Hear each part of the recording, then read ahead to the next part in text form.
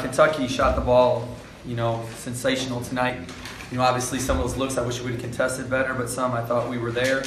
And when they're shooting the ball that well with their inside presence, again, they're going to be really tough to beat by anyone in the country.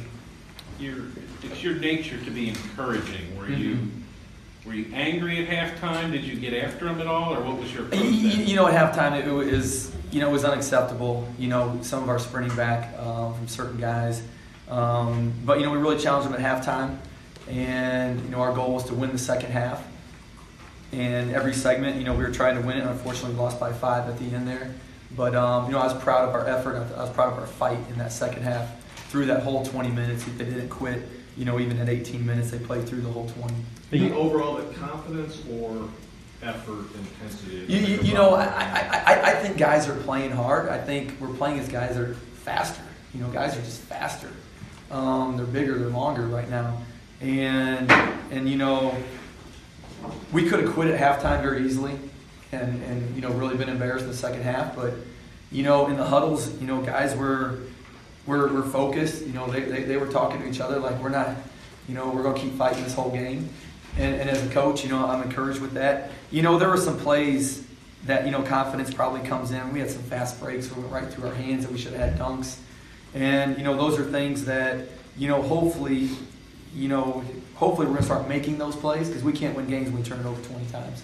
We're not going to win games when we do that. When you have a high of the Tennessee game and then a low of these last 2 losses, does that alarm you, or is it predictable to some extent because of your youth you've mentioned? With youth you get inconsistency. The first half today, again, we were there, and then we took a couple bad shots. We kind of went rogue in the offense and took some bad shots.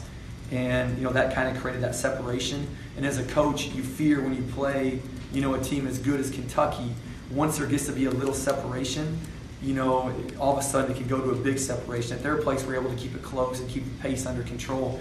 But when you get down, obviously it's hard to keep that pace where you want it. And so when you get down against a team like that, when you're doing all you can just to stay in the game, it makes things really difficult. When guys are going rogue, freelance kind of in the offense, how do you coach that out of them? We pull guys out a lot. We've been talking about that for a lot of the year, and we'll continue to do it. It wasn't as much, but again, it was key times. It was key times when we were right there in the game. And what happens is when you take some bad shots or you turn it over, we have no chance to play 5-on-5 defense. And with the speed of Hagens and the speed of some of their bigs, when you turn it over, it's basically like giving them 2 points. Is Shatu going rogue more than some of the other guys? No.